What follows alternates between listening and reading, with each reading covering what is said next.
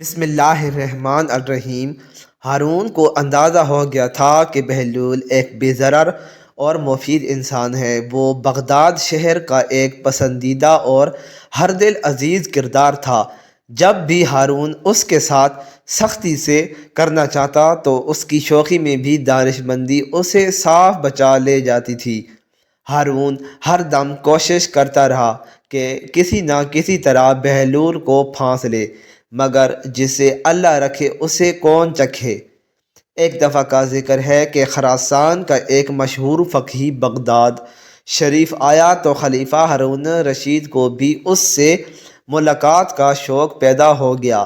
فقیہ کو اپنے دربار بلایا اور گرم جوشی سے اس کا خیر مقدم کیا اور بڑی قدر و منزلت کے ساتھ اپنے پاس بٹھایا۔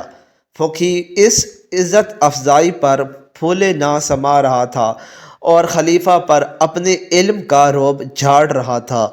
خلیفہ بھی اس کے علم پر فریفتہ ہوئے جا رہا تھا کہ اچانک بہلول بھی کہیں سے پھرتے پھراتے دربار میں آ نکلا۔ خلیفہ کو سلام کیا اور بیٹھ گیا۔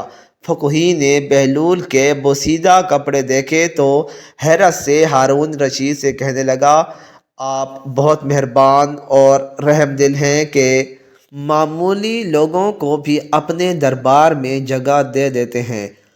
بہلول نے یہ الفاظ سنے تو اپنی جگہ سے اٹھ کھڑے ہوئے اور اپنی عصا زمین پر مارتے ہوئے کہنے لگے، آپ اپنے علم پر کیوں اتنا مغرور ہیں؟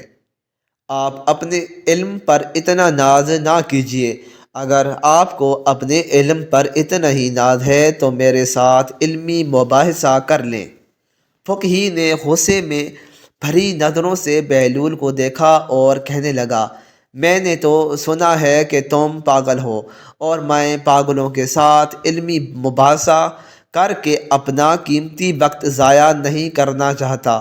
تو بہلول نے کہا کہ میں کب کہتا ہوں کہ میں پاگل نہیں ہوں، میں تو خود اس بات کا اقرار بھی کرتا ہوں، مگر آپ ہیں کہ آپ کو اپنے علم پر بڑا ناز ہے، تو آئیے میرے ساتھ مباحثہ کیجیے۔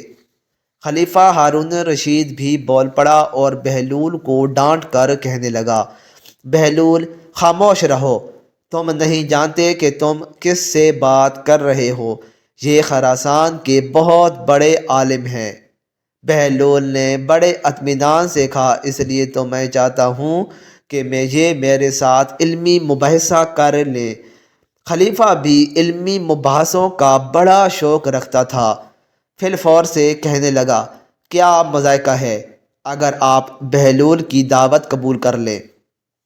فقیہ کہنے لگا کہ ٹھیک ہے، پر میری ایک شرط ہے کہ میں بہلول سے ایک معمہ پوچھوں گا، اگر تو اس نے ٹھیک جواب دے دیا تو میں اس کو 1000 اشرفیاں دوں گا، اور اگر جواب نہ دے سکا تو یہ مجھے 1000 اشرفیاں دینے کا پابند ہوگا۔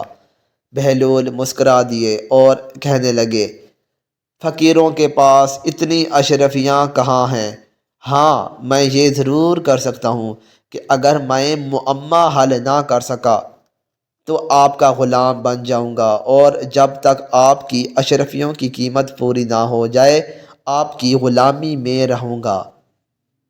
فقیہ نے کہا کہ مجھے منظور ہے، اور کہنے لگا، تو کیا آپ تیار ہیں جواب دینے کے لیے؟ بہلول نے کہا، ہاں میں تیار ہوں، آپ مجھے بتائیں۔ اچھا بتاؤ، ایک گھر میں ایک عورت اپنے شرعی شوہر کے ساتھ بیٹھتی ہے، اسی گھر میں ایک شخص نماز پڑھ رہا ہے اور دوسرا روزے سے ہے، اور دوسرے دروازے سے اچانک ایک ایسا شخص اندر داخل ہوتی ہے جس کے آ جانے سے شوہر اور بیوی ایک دوسرے پر حرام ہو گئے۔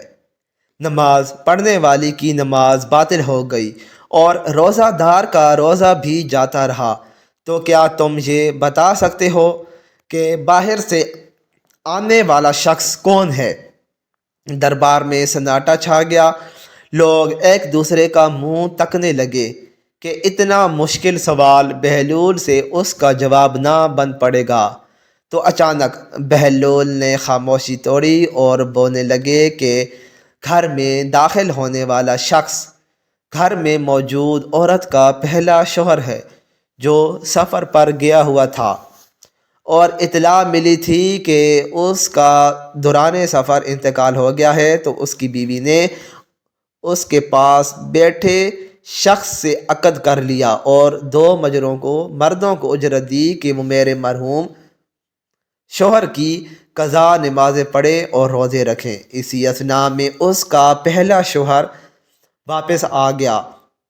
چونکہ اس کی موت کی خبر غلط تھی، اس لیے عورت کے ساتھ بیٹھا شخص جس کے ساتھ اس نے عقد کیا تھا وہ عورت پر حرام ہو گیا، اور نمازیں اور روزے رکھنے والوں کی عبادت بھی باطل ہو گئی۔ اور فقہی سے پوچھنے لگے کہ حضرت آپ کی بھی اجازت ہے؟ تو فقی نے منہ چڑھ کر بولا، ہاں بولو۔ بہلول کہنے لگے، فرض کرو ہمارے پاس ایک مٹکا شیر اور اس کا نکاس موجود ہے جو سنگین بنانے کے لیے دونوں میں سے ایک ایک پیالہ نکال لیتے ہیں اور الگ برتن میں ڈالتے ہیں، تو کیا دیکھتے ہیں کہ ایک مرا ہوا چوہا نکلا ہے۔ کیا آپ بتا سکتے ہیں کہ چوہا کس مٹکے میں گر کر مرا ہے؟ ہارون بہلول کے سوال پر بہت محظوظ ہوا اور ٹکٹکی باندھے فقہی کی طرف دیکھنے لگا کہ اب یہ کیسے اس معمہ کو حل کرتا ہے۔ فقہی گہری سوچ میں مبتلا ہو گیا اور کافی وقت کوئی جواب نہ دے سکا۔ کافی دیر کے بعد خلیفہ ہارون رشید فقی سے کہنے لگا، جلدی جواب ارشاد فرمائیں۔ کافی دیر خاموش رہنے کے بعد فقی بول اٹھا، علی جا یہ معاملہ حل نہیں کر سکا تو ہارون نے بہلول کا اشارہ کیا کہ آپ خود ہی اس کا جواب دے دیں۔ بہلول مسکرائے اور بولے، کیا حضرت فقی اب بھی اپنی ناسمجھی کے قائل ہوئے ہیں یا نہیں؟ تو فقی بولے، بہلول تم نے مجھے احساس دلا دیا ہے کہ علم کی کوئی حد نہیں ہوتی، کسی کی ظاہری حالت کو دیکھ کر اسے کم تر خیال نہیں کرنا چاہیے۔ بہلول بولے کہ اس چوہے کو پکڑ کر دھو لیں اور خشک ہونے کے لیے دھوپ میں رکھیں، پھر اس کا پیٹ چاک کریں۔ اگر اس کے پیٹ سے سرکہ نکلا تو مطلب ہوگا کہ یہ سرکہ مٹکے میں ڈبکی کھا کر گرا ہے، اور اگر شیر ہوا تو شیرے کے مٹکے میں، اور جو کچھ بھی اس کے پیٹ سے نکلے شیر یا سرکہ تو اس کے مٹکے کو ضائع کر دینا چاہیے۔ سارے دربار والے اش کر اٹھے اور ہارون بھی بہت محظوظ ہوا۔ مزید اچھی ویڈیوز کے لیے چینل کو سبسکرائب کریں، ویڈیو کو لائک اور شیئر کرنا نہ بھولیں۔ شکریہ۔